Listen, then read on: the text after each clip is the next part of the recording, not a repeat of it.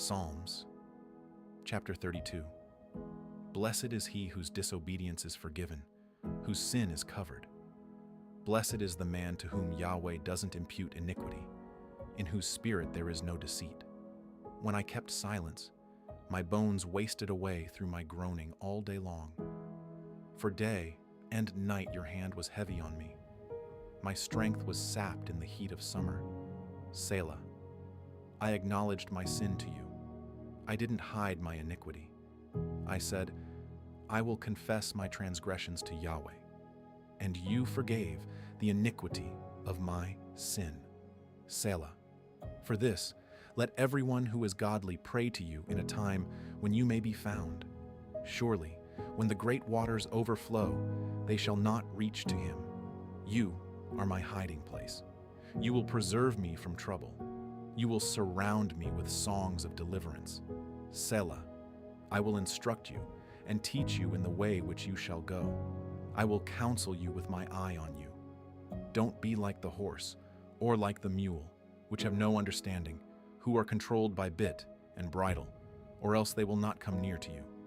Many sorrows come to the wicked, but loving kindness shall surround him who trusts in Yahweh. Be glad in Yahweh, and rejoice, you righteous. Shout for joy, all you who are upright in heart.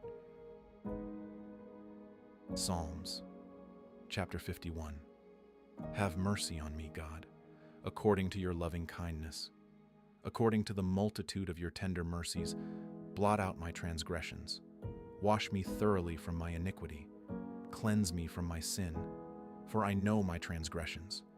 My sin is constantly before me. Against you and you only I have sinned and done that which is evil in your sight, so you may be proved right when you speak and justified when you judge. Behold, I was born in iniquity. My mother conceived me in sin. Behold, you desire truth in the inward parts. You teach me wisdom in the inmost place. Purify me with hyssop, and I will be clean. Wash me, and I will be whiter than snow. Let me hear joy and gladness, that the bones which you have broken may rejoice. Hide your face from my sins, and blot out all of my iniquities. Create in me a clean heart, O God. Renew a right spirit within me. Don't throw me from your presence, and don't take your Holy Spirit from me. Restore to me the joy of your salvation. Uphold me with a willing spirit.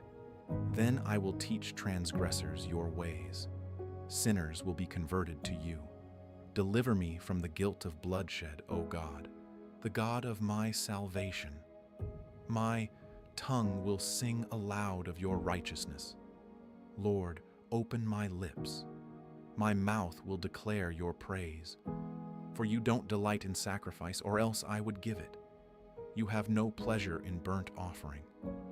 The sacrifices of God are a broken spirit. O God, you will not despise a broken and contrite heart. Do well in your good pleasure to Zion. Build the walls of Jerusalem. Then you will delight in the sacrifices of righteousness, in burnt offerings and in whole burnt offerings. Then they will offer bulls on your altar. Psalms, chapter 86.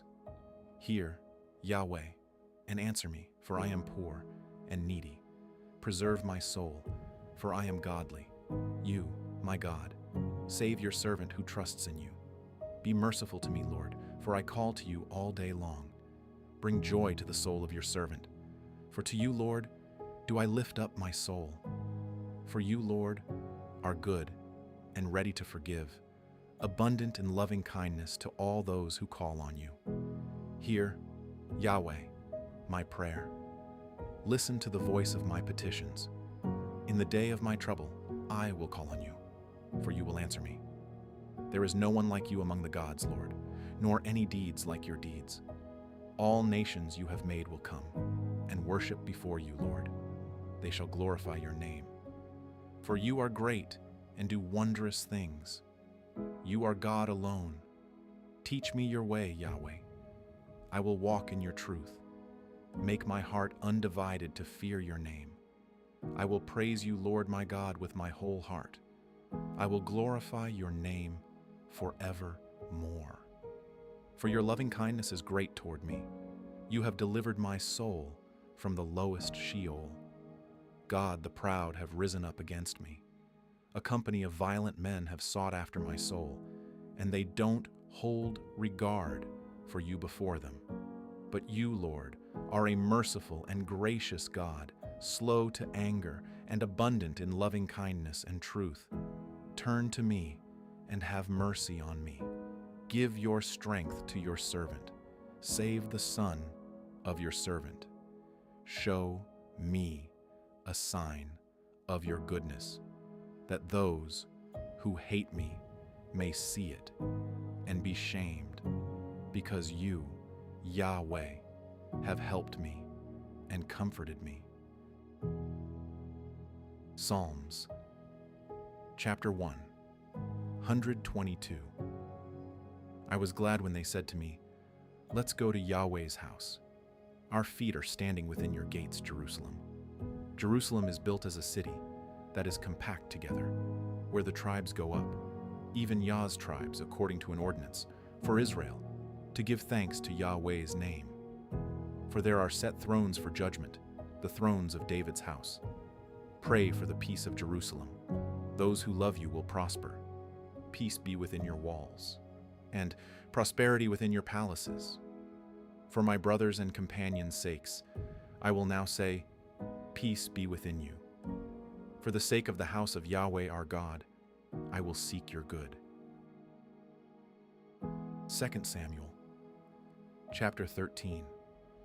After this, Absalom the son of David had a beautiful sister, whose name was Tamar, and Amnon the son of David loved her. Amnon was so troubled that he became sick because of his sister Tamar, for she was a virgin, and it seemed hard to Amnon to do anything to her. But Amnon had a friend whose name was Jonadab the son of Shimea, David's brother, and Jonadab was a very subtle man. He said to him, "Why, son of the king, are you so sad from day to day? Won't you tell me?" Amnon said to him, "I love Tamar, my brother Absalom's sister." Jonadab said to him, "Lay down on your bed and pretend to be sick. When your father comes to see you, tell him, 'Please let my sister Tamar come and give me bread to eat, and prepare the food in my sight, that I may see it and eat it from her hand.'" So Amnon lay down and faked being sick. When the king came to see him, Amnon said to the king, "Please let my sister Tamar come and make me a couple of cakes in my sight, that I may eat from her hand." Then David sent home to Tamar, saying, "Go now to your brother Amnon's house and prepare food for him." So Tamar went to her brother Amnon's house, and he was lying down. She took dough, kneaded it, made cakes in his sight, and baked the cakes. She took the pan and poured them out before him, but he refused to eat. Amnon said, "Have all men leave me." Then every man went out from him. Amnon said to Tamar, "Bring the food into the room, that I may eat from your hand." Tamar took the cakes which she had made and brought them into the room to Amnon her brother. When she had brought them near to him to eat, he took hold of her and said to her, "Come, lie with me, my sister." She answered him, "No, my brother, do not force me, for no such thing ought to be done in Israel. Don't you do this folly. As for me, where would I carry my shame? And as for you, you will be as one of the fools in Israel. Now therefore please speak to the king, for he will not withhold me from you." However, he would not listen to her voice. But being stronger than she, he forced her and lay with her. Then Amnon hated her with exceedingly great hatred, for the hatred with which he hated her was greater than the love with which he had loved her. Amnon said to her, "Arise, be gone." She said to him, "Not so, because this great wrong in sending me away is worse than the other that you did to me." But he would not listen to her.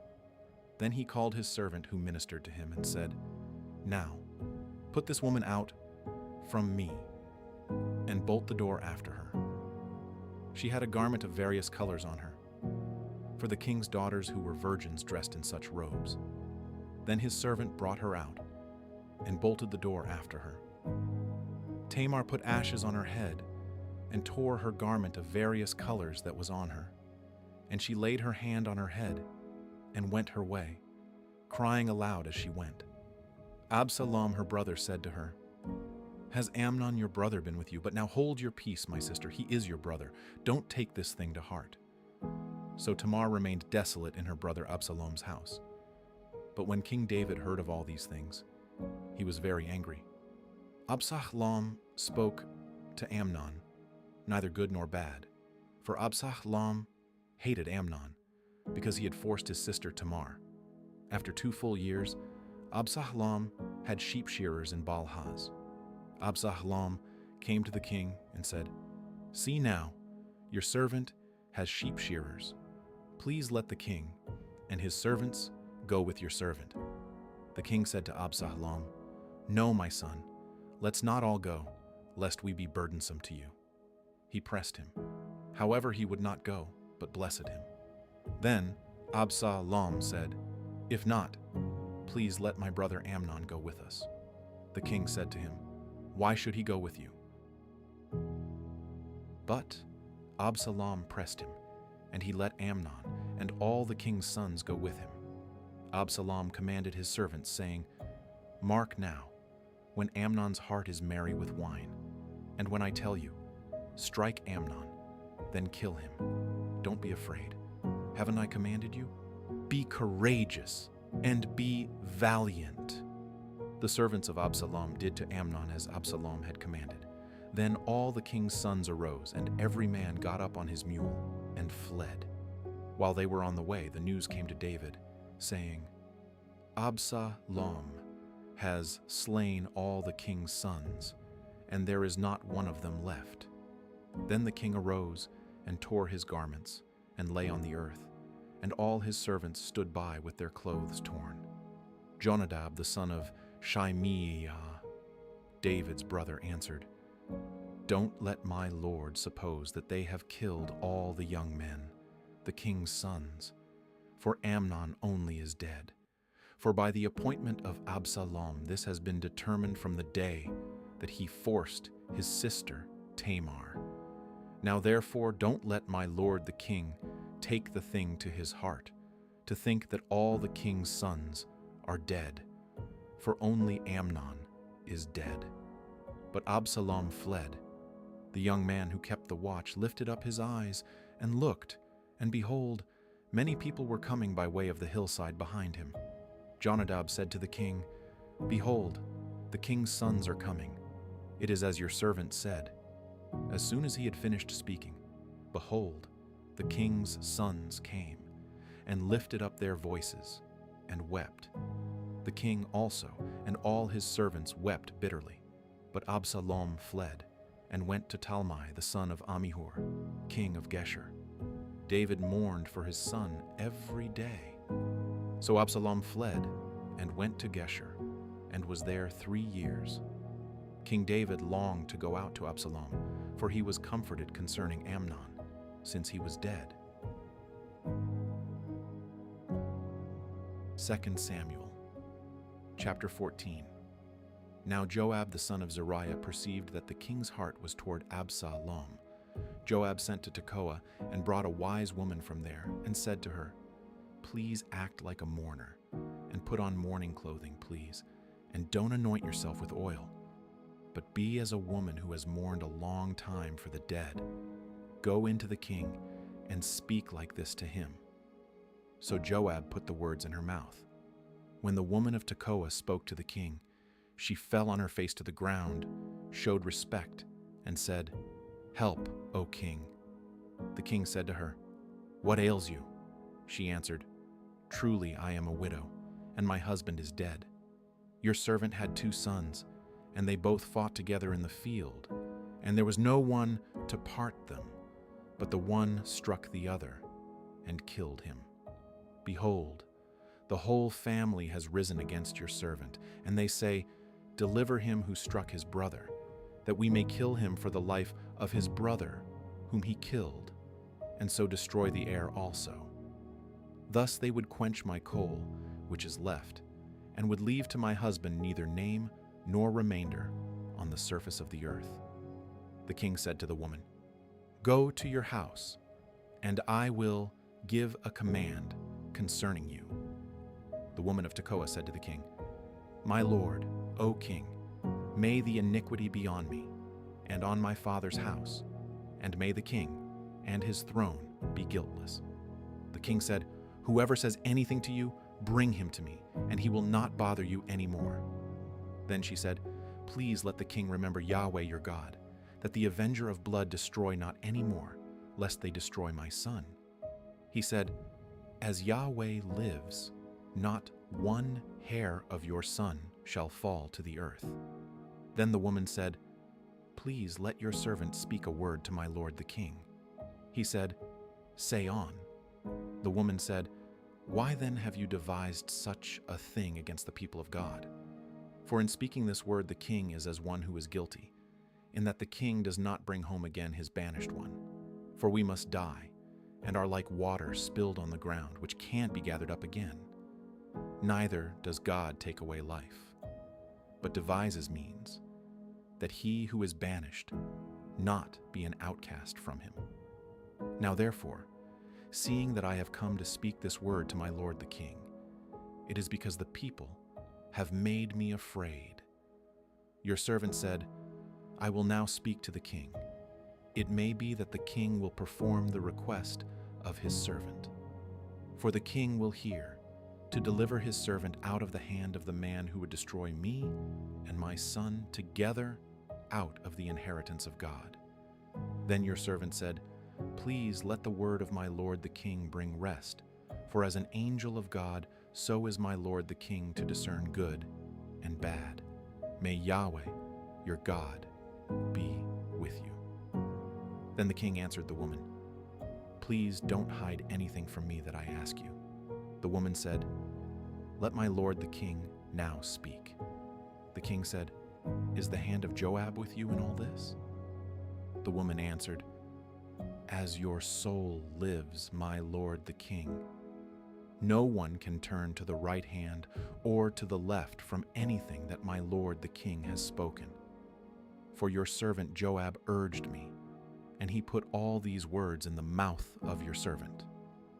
Your servant Joab has done this thing to change the face of the matter. My lord is wise, according to the wisdom of an angel of God, to know all things that are in the earth. The king said to Joab, Behold now, I have granted this thing. Go therefore, and bring the young man Absalom back. Joab fell to the ground on his face, showed respect, and blessed the king.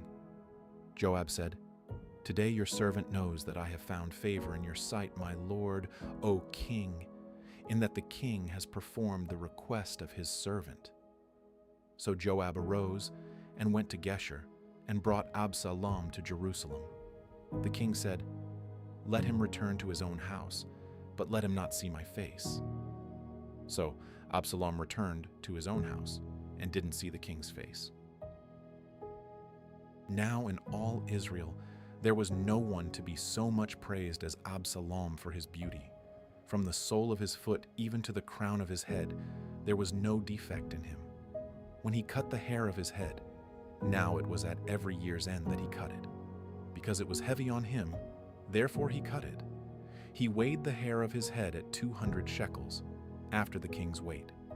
3 sons were born to Absalom, and 1 daughter, whose name was Tamar. She was a woman with a beautiful face. Absalom lived 2 full years in Jerusalem, and he didn't see the king's face. Then Absalom sent for Joab, to send him to the king, but he would not come to him. Then he sent again a second time, but he would not come. Therefore he said to his servants, Behold, Joab's field is near mine, and he has barley there. Go and set it on fire. So Absalom's servants set the field on fire. Then Joab arose and came to Absalom to his house and said to him, Why have your servants set my field on fire? Absalom answered Joab, Behold, I sent to you, saying, Come here, that I may send you to the king, to say, Why have I come from Geshur? It would be better for me to be there still. Now therefore, let me see the king's face, and if there is iniquity in me, let him kill me. So Joab came to the king and told him. And when he had called for Absalom, he came to the king and bowed himself on his face to the ground before the king, and the king kissed Absalom. 2 Samuel, chapter 15.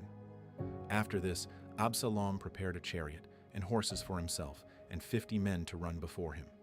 Absalom rose up early and stood beside the way of the gate, when any man had a suit which should come to the king for judgment.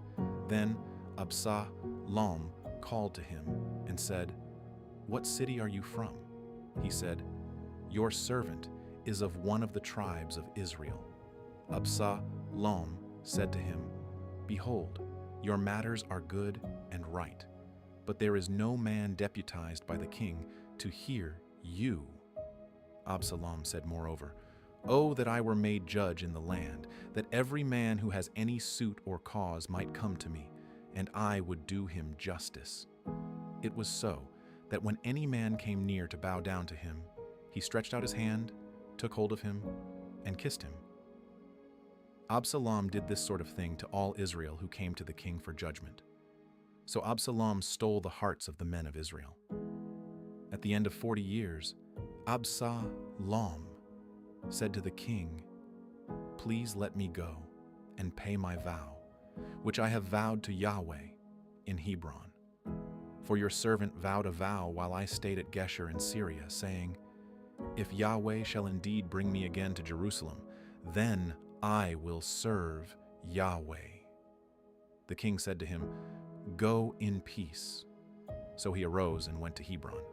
But Absalom sent spies throughout all the tribes of Israel, saying, As soon as you hear the sound of the trumpet, then you shall say, Absalom is king in Hebron.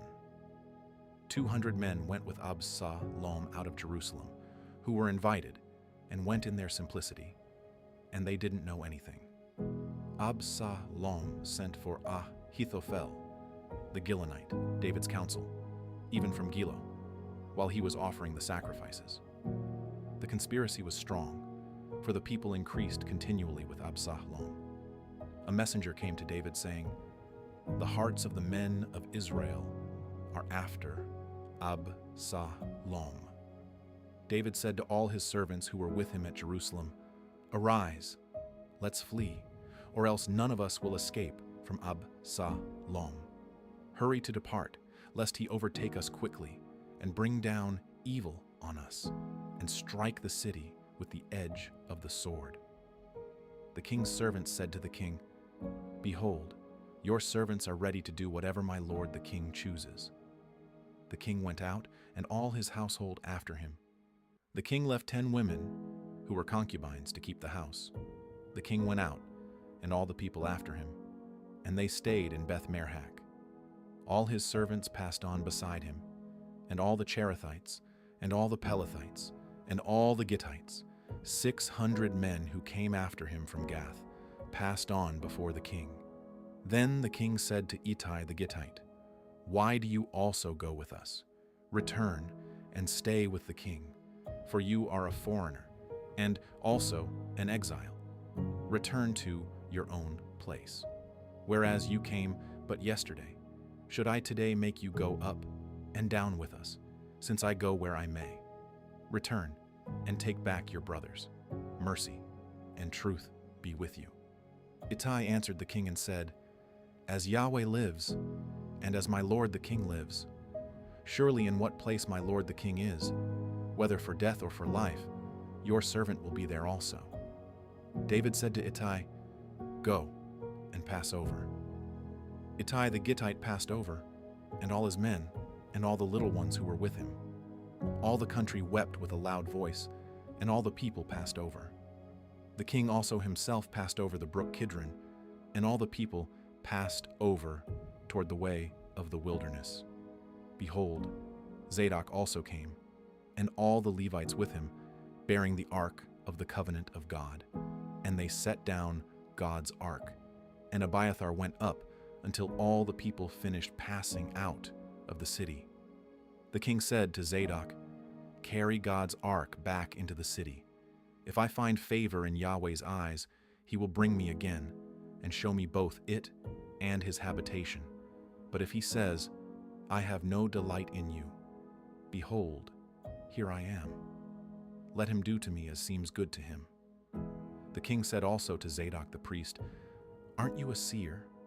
Return into the city in peace, and your 2 sons with you, Ahimaaz your son, and Jonathan the son of Abiathar. Behold, I will stay at the fords of the wilderness until word comes from you to inform me." Zadok, therefore, and Abiathar carried God's ark to Jerusalem again, and they stayed there.